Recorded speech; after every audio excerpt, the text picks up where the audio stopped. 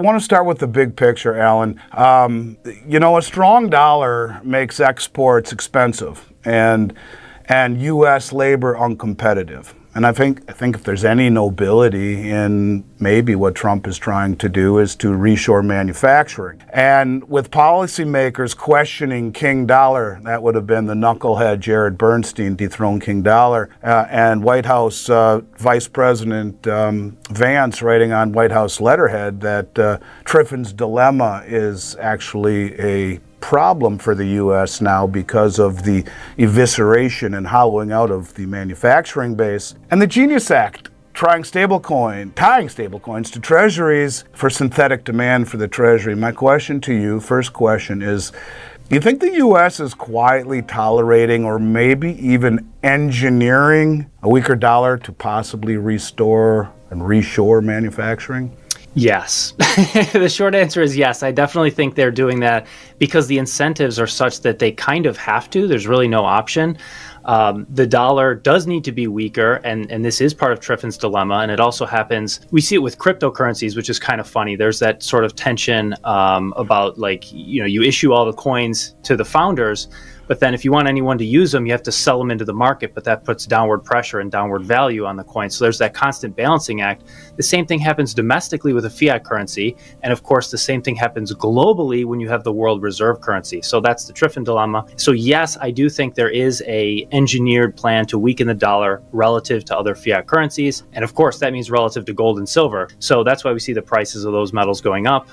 We do see central banks acquiring gold like never before. And at a certain point, economics turns into an existential crisis for the government of a country. And the United States government is experiencing that right now. The economics on paper can work linearly for a while. And at a certain point, you hit that exponential tipping point. You hit a state change, like when you're boiling water, and the system itself changes. And we're getting very, very close to that right now. It can't go on too much longer. It's definitely an existential threat to have certain kinds of manufacturing inside our own borders. So they're definitely doing that. Right. I think that's important to do so with AI taking 50% of entry-level jobs in the next few years, with 60% of the country with no college education. We don't make anything anymore. There is nobility in realizing that as a country, you must not be reliant on the world for your manufacturing. And I'm glad you see it that way. This has been something that's been on my mind for a very long time. And I think that also sets the stage for my next question, which is how private players may be reacting to this. And is there really this private entity, or is it commingled with the government? What I mean by that is Bo Hines, Trump's crypto czar until August, is now the CEO of USA Tether. And Tether is taking U.S. Treasury yield as being backing the new stablecoin in the Genius Act and converting it into gold and Bitcoin, the very assets that rise when the dollar weakens.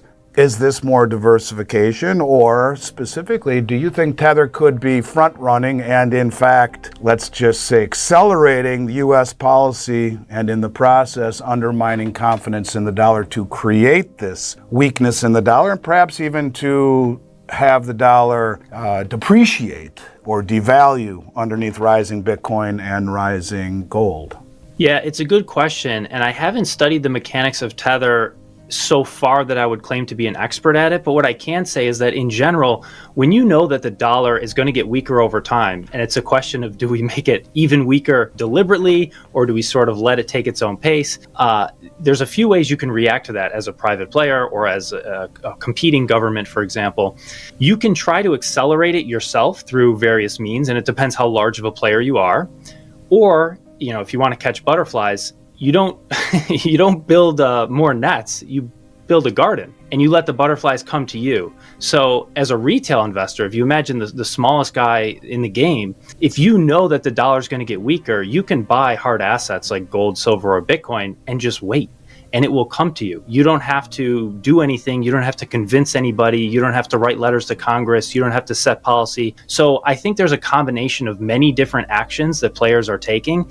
In the case of Bo Hines, I honestly don't know, so I probably shouldn't speculate. But it almost ceases to be a meaningful distinction if Bo and Tether and whoever he's working with, if they know the future and they know that it's inevitable, they're taking a position, whether they're causing it or receiving it. It's almost less important than just stepping out and seeing what the trade is going to be. So I'm not sure, I guess, to answer your question. Well, I think to your point, information is just as valuable as money.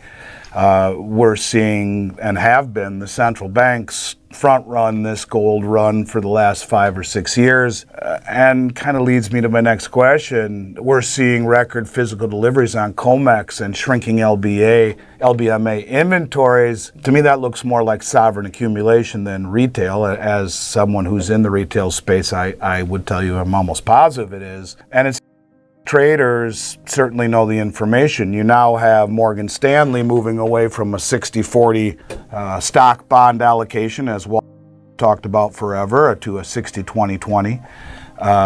Citing again, they expect sell half your bonds and buy gold. You have Bartnett from Bank of America saying 25, 25, 25, 25. Stock, bond, short-term treasuries, gold. You got Gunlock saying 25% gold is not overweight. There's more and more clues out there from big money that seems to be now rethinking gold, but the money that has been front-running this, the most well-informed traders in the world, seem to have known this was coming. You know, when we talk about the big picture, I think we have to start with the uncomfortable truth that the US dollar's strength, what policymakers used to call king dollar, has been both a blessing and a curse. A strong dollar projects power, but it also strangles your own manufacturing base. It makes exports expensive, imports cheap, and slowly hollows out the backbone of your economy. The working class pays the price while financial assets soar. For decades, that was America's trade-off. But something's changing. If you look carefully, you can see hints that the United States is quietly, maybe even deliberately, engineering a weaker dollar. Why? Because it has no other choice. With Triffin's dilemma now turned inward, the very role of the dollar as the global reserve currency has become an existential liability. The US must supply the world with dollars, but doing so means running endless deficits, shipping out jobs, and bleeding away productive capacity. Eventually, you end up with what we have now, a service economy addicted to debt and imports. So yes, I think there's an engineered plan, perhaps not fully coordinated, but certainly tolerated, to weaken the dollar. And the incentives line up. A weaker dollar helps reshore manufacturing, makes U.S. exports competitive again, and helps Washington inflate away the debt mountain without explicitly admitting default. When you've got over $38 trillion in federal debt and $175 trillion in unfunded liabilities, you either inflate or you implode.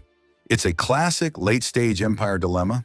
The British went through it, the Spanish went through it, and now it's our turn.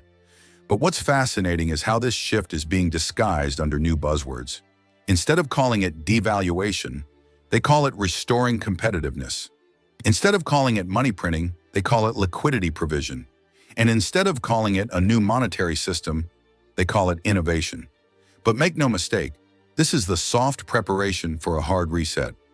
Now, the Genius Act and the broader stablecoin ecosystem fit right into that strategy. When you create a framework where stablecoins are backed by U.S. treasuries, you're manufacturing synthetic demand for those treasuries, effectively monetizing the debt through private markets. That's not just convenient, it's brilliant. It creates a circular flow. Treasury issues debt, stablecoin issuers buy it, users adopt the stablecoin, and the U.S. gains digital dominance while absorbing inflation silently. It's a digital age version of Bretton Woods, just without the gold peg. But here's where it gets interesting. As the U.S. tries to manage this balancing act, private entities like Tether are taking the playbook and running ahead with it. And they're not doing it with just treasuries, they're layering in gold and Bitcoin. That's not diversification. That's a strategic hedge against the very system they're plugged into. Think about it. Tether's reserves now include billions in U.S. treasuries, billions in gold, and a growing pile of Bitcoin. That's the triad of the new monetary reality: fiat yield, hard collateral, and digital liquidity. It's the perfect hedge against a managed dollar decline. Now, is Tether front-running U.S. policy? I think so. But that's not necessarily sinister. It's rational. When you know where the road leads, The smart money gets there first. Tether and other digital liquidity providers are acting like central banks used to, absorbing yield where they can, securing gold for credibility, and adopting Bitcoin as a parallel reserve asset. They're building a balance sheet for a post-dollar world, one digital block at a time. The question is, are they causing the dollar's weakness or simply anticipating it? I'd argue it hardly matters anymore. The outcome is the same. Whether you're steering the ship or surfing the wave, you're still heading toward the same shore. And this brings me to the deeper issue, the existential crisis facing the US government. It's not just about debt and deficits.